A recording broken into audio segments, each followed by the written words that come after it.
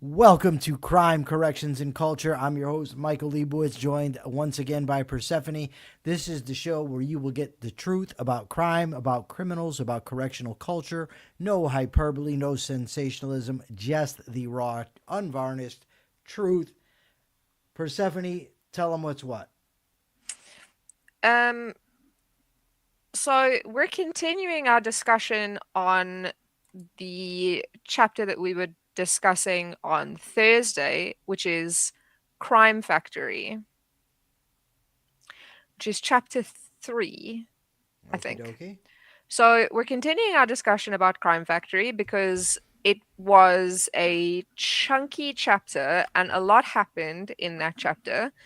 Um, So, just a brief rundown on the basic point of that chapter was that prisons are technically supposed to be teaching criminals how to live differently, but they don't because the incentives are reversed. Do you break the rules, you get rewarded. You follow the rules, you get ignored, or your life gets much harder. The staff behave like criminals themselves, and nothing is consistent. Rules are inconsistently enforced, punishments are handed out unfairly, everything is quite arbitrary. There's collective punishment, there's just a whole lot of nonsense happening. So it's not just it's prison is not failing to rehabilitate people despite its best efforts. It's actively like making the problem worse in a lot of cases. Yes. Okay, so yes, on Thursday we discussed some of the incidents that happened in prison, the shakedowns, the unfair treatment. Um, so I had some questions that I wanted to ask. So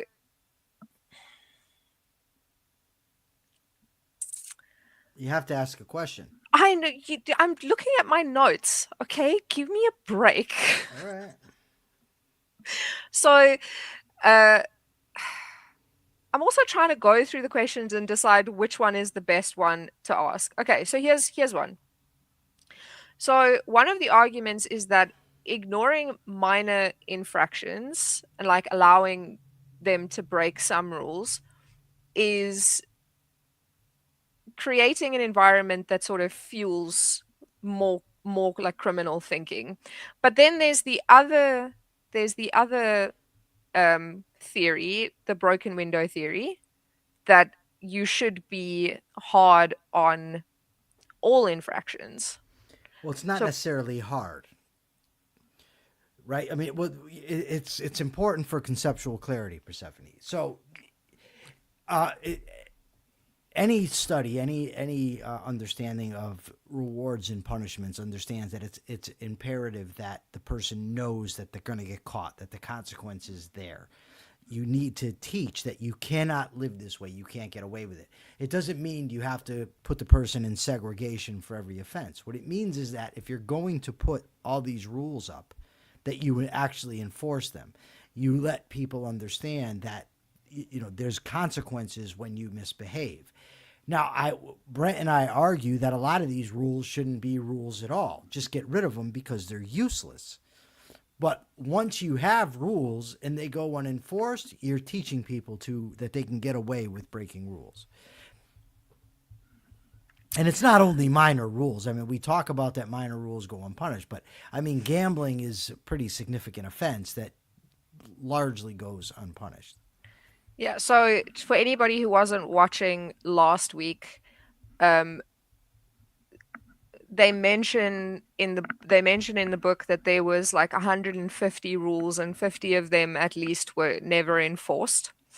Um, so the other thing is obviously we discussed the criminal thinking errors Yeah. and you're supposed to be dismantling all of this. Do you think that do you think that a prison sentence is the right way to go about that? Like, do you think that this is a weird question? Do you think that prison is actually useful? As it's constructed now. Yeah, I mean Okay, the answer is no, but well, no, it's actually not, because so there's four purposes of corrections, not just one. The sole purpose isn't just to teach no. criminals to be better. You have incapacitation, punishment, deterrence, rehabilitation. The state is very good at incapacitating people, and incapacitation, by the way, is necessary. For people who would live like me, for people who are violent, for people who are killing, raping, molesting kids, those people need to be removed from society so that they specifically cannot harm people. Now, when you get to punishment and deterrence, if punishment is just, if we're just going to interpret it as something being uncomfortable, well, then of course, being in prison, by its very nature, you're taking somebody out of society. It's uncomfortable and it would be a punishment. But if you're talking about effective punishment that's going to lead to deterrence and lead to a desire to rehabilitate, then the prison system fails miserably, because those punishments need to be meted out immediately, consistently, clearly, so that inmates understand there's a clear causal relationship between their behavior and the consequences. So, in that regard, the prison system, if you're talking about effective punishment, deterrence, and rehabilitation, it's useless. Largely useless. I'm not going to say completely, because there are people that go and, turn their lives around and yada yada. There are people that are deterred from, committing crimes at the possibility of prison. But, yeah, largely a failure. So Reclusi has not really a question, but it is something interesting. If a prison is designed to and constantly succeeds at rehabilitation, that would have extreme value. The additional issue is that most people in prison are there for really dumb shit, most of which stem from issues with poverty. So Saminow and Jokelson, there is some criticism of that it ignores some of the sort of systemic Yes. issues. I'm going to suggest, Persephone, that we wait to really get to that until we get to Inside the Criminal Mind. But suffice it to say that most people who grow up poor don't end up criminals. It's a small subset of people that end up criminals. Plenty of people who aren't poor are criminals, and plenty of people who are poor are not. There's been numerous, studies, all types of things, whatever. But as to the issue of people being in prison who shouldn't be there, well, I agree. Drugs, for instance, should be legal. Prostitution should be legal. If you were to legalize drugs, prostitution, and gambling, you would, by and large, eliminate women offenders. Gambling? That's not going to be women. I'm just saying, I think I included gambling because I think it should be 100% illegal. But as far as women criminals, most of them are related to drug offenses or prostitution. That is probably true. What do you mean gambling? Is gambling illegal? In large part, yeah. I mean, so they've legalized some aspects of gambling. You can do it. I don't know the degree to which it's still illegal, but there are aspects of it that are still illegal. Yes, That's nuts to me. I agree, but I don't want to go down a rabbit hole No, discussing I the that amount of. okay. So one of the other things that we discussed, one of the other things that's sort of brought up by this chapter is that the staff at the prisons share a lot of the same, like, can you call Values. them, yeah, criminal values.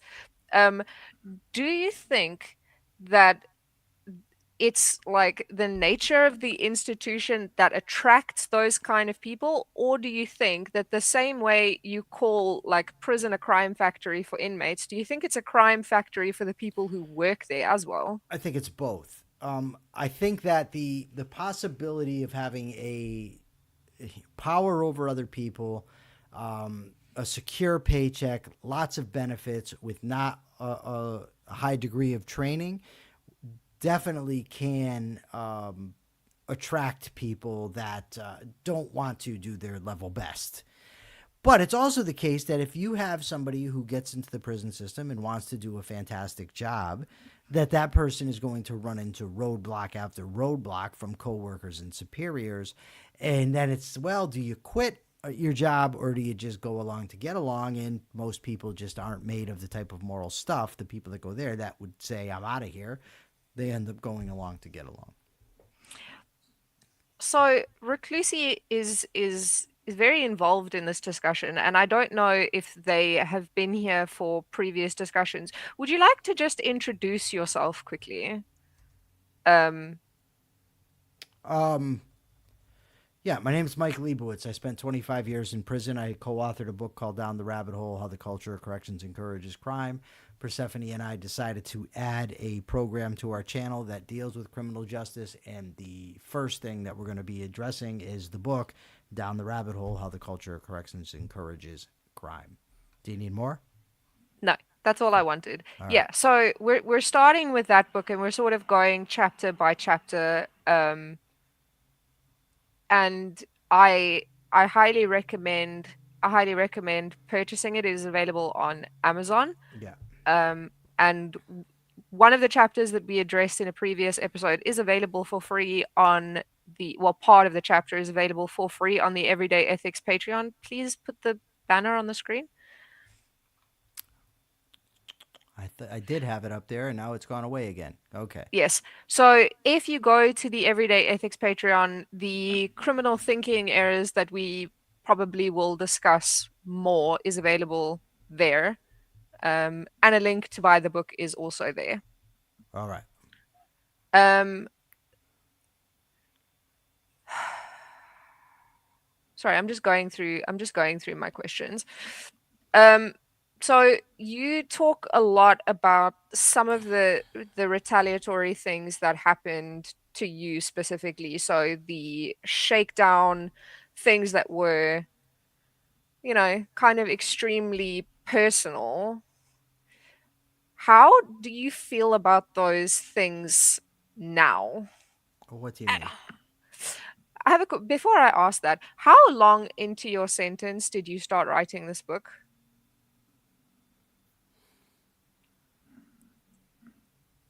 17 years? Okay. So, the question that I wanted to ask was, obviously these things that happened were extremely personal, and kind of, even reading from an outside perspective, is kind of crushing. How do you feel about these things now when you think back on them? I despise the prison system, if that's what you're asking. I think that the way that the staff largely conducts themselves, I find to be reprehensible. And I just think that it's more than, I don't know if it's more than anything, but a big part of what pisses me off is the utter bullshit that they put out. So if you go and you look up Connecticut prisons, what they do, you're going to see all kinds of bullshit about professionalism, respect, integrity, dignity, and excellence, evidence-based practices, preparation for reentry, a lot of pats on the back. You're going to see them tout the TRUE program and how they went over to Germany and they learned and they came and implemented. And it's by and large just utter bullshit. And the fact that they get away with it, I mean, just as an example, and this is long after the book came out, COVID hit. And COVID in prison was miserable. You think they didn't know what they were doing out in the free world. What they were doing in there, it was just insane. Inmates are locked up. Nobody's coming out. Inmates are throwing things out the windows, trash all over the place. We went 5 days or so without a shower, and then they finally let us go outside to shower because they thought that having a shower inside was going to spread the infection. The problem was outside was like 40 degrees, and the water outside is cold, so you're outside showering in 40, 50-degree weather with ice-cold water. And again, it's not about, look, poor me, how bad I'm suffering. It's just look at how inept these people are. The correctional officers aren't wearing masks. Now, what you want to argue about the effectiveness of masks, whatever. The rule was they were supposed to wear masks. They were also supposed to take their temperatures coming into the facility. They come to enter the facility and they put the thing next to their head and their temperature's coming up 90 because they're taking their temperatures outside. They're all laughing their asses off about this. You can see them gathered around the desks, no masks, just chatting it up. When they first had us tested for the COVID, outside, all the testing stations were 6 feet apart, right? So that and they were all wearing, the testers had hazmat suits on, but the area they had us waiting in was a stairwell where there's like 20 inmates on top of each other. Similarly, when it was time to go to commissary, you could only send a few inmates at a time because you had to be able to social distance in the hallway. But in the prison block on the other side of the door, they had us all crammed on the tier together before releasing us so that we would have to be socially distanced. Meanwhile, the correctional officers are on the news talking about how it's so dangerous for them because of the inmates that they're going to be catching COVID and they're very worried for their safety. Right? Now, every inmate that saw that on the news knew it was pure bullshit, but yet they put that out there. And they put that type of stuff out there all the time. So then when I went on the news, because I contacted the reporter that did the story, I said, why don't you interview me and I'll tell you the truth about what's going on. So they did. A CO came up to me and said, oh, if you were going to do a story, why didn't you tell them about all the good we're doing? I said, and what would that be? And she said, all the camaraderie about amongst the inmates, they're volunteering to come out and clean. And I was on my way out, so I didn't argue with her. And I'm just thinking, are you really this stupid? Do you think that it's camaraderie that's causing the inmates to come out and clean? Or do you think maybe it's the fact that they've been confined to their cells for 24 hours a day without showers, and they would like to get out and get some movement that's causing them to volunteer to come out? Because I promise you it's the latter. Right? So now, after she gets done telling me all the great things they're doing, I had to go, I think it was to medical, maybe commissary. I'm not really sure. But I went down the hallway and there's about 20 correctional officers gathered around the officer station. No masks, no gloves, just chatting it up. Right? That's like scary levels of inept. Meanwhile, they would yell at me, put your mask on. The one place we didn't have to wear masks was in the chow hall. Right? So they started off making the rule 2 inmates per table in the chow hall so you're not all together. But ultimately this is inconvenient for the staff because they want to get us in and out of there. So they yell at you and tell you have to sit at the table together despite it's being against the rules.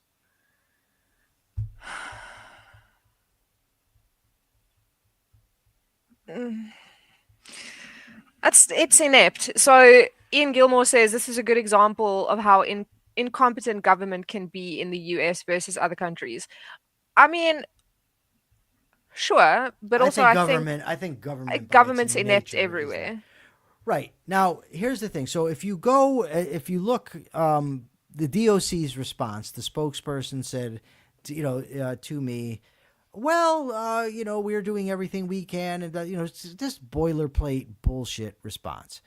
So when this book first came out, I delivered it to all the, I didn't, Subby did, delivered it to all the networks, multiple, politicians, reporters, representatives, whatever. So Subby goes down to the Department of Correction and is looking to see somebody, and they just treated him like shit until he goes up to their little stupid window and posts the book up against the window. Then they came out. Oh, hold on, And so the commissioner of corrections gets it, and I'll state this again for those who didn't see this. The commissioner at the time, Scott Semple, he then, after reading the book, gives it to State Senator Len Suzio, a friend of mine. He wasn't a friend before; he's a friend now. The toughest in the Senate on crime at the time, and the warden gives him the book, and it's postmarked, post-it notes all throughout, in his notes about the things we were talking about. Yes, this occurred. Yes, this occurred. Yes, this occurred. Yes, this occurred. Nothing in there about us being liars, because most of the stuff that we reported occurs on camera. Thank you, Bust Down Lit. Michael is damn smart. Oh, well, thank you, Bust Down Lit. Appreciate that. So, Megan Ribbons wants to know, Mike, was there something in your primary education that would have helped your path? Good literature to project the outcome of a moral life, good biology, keep from being bored at school. There were a lot of people that tried to help me in my life. I don't know about specifics, but local police, for instance, the guy who is my current boss now, Thomas Pentelow, was the youth officer in town. He tried to help me. Kevin Dillon was a cop in town that tried to help me. There's probably some that I'm forgetting. There were guidance counselors at school that tried to help me. I wasn't interested. I mean, I don't know how else to put that.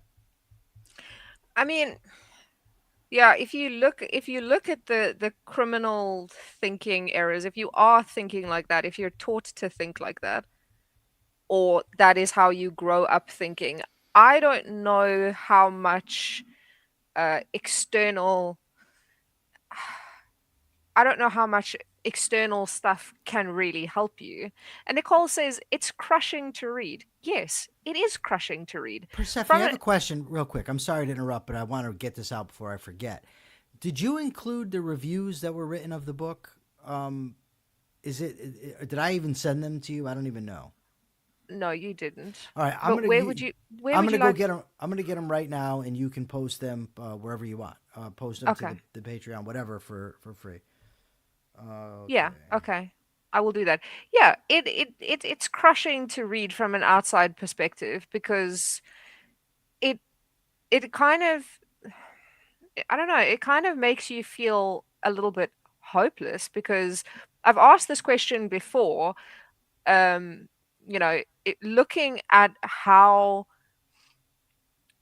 just how bad things are and how fucked up on every level is is there any way that the current system could be reformed, the current prison system? I And say yes. I think it's a yeah, Herculean task. yeah, that's the thing. Um, Ultimately, the incentive structure for I've said this before. The incentive structure needs to be changed for both staff and inmates. There's an organization for private prisons called Serco, SERCO, that introduced. They might even be in South Africa now that I think about it, but they were in Australia, New Zealand, and they actually reward staff based on reductions in recidivism.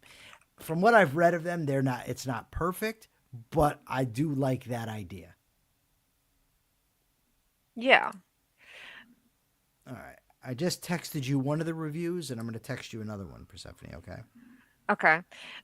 So one of the questions that I had was sort of specifically about this reforming the system. So See, I just want to say real quick, Persephone. There's a chapter coming up, so I don't want to get too much into this. It's actually called "Reforming the Reformers," and it deals with this stuff. So okay, we're kind of getting ahead of kind of getting ahead of the curve. yeah. Well, we've got 5 minutes left. We got more than that. We don't have to go at a half hour if we don't want to. Well, I have other stuff to do. All right. Well, if you're going to We be can go. if you want to half-ass stuff, that's on you. I'm kidding. I'm kidding. Don't go sick. So mean. Okay. So is this an acceptable question to ask? So, like Nicole says, it's crushing. To me, it's crushing. Last week we spoke about sort of this feeling of hopelessness. So watching, I want to ask another question first. You see how distracted I get? How many people do like that were in the system do you think actually had the same desire to change that you did? Because you talk about how the system sort of punishes those people. How many I have people no idea. did you not have any sort of inkling just from interacting with people? I know Not many. obviously. I mean, not many, but even those that have it, it's not a what's the word I'm looking for? It's not something that is practical. Yeah. So Reclusi says, do prison systems make prisoners feel like prisoners, less than human in some regard, and is that not extremely problematic?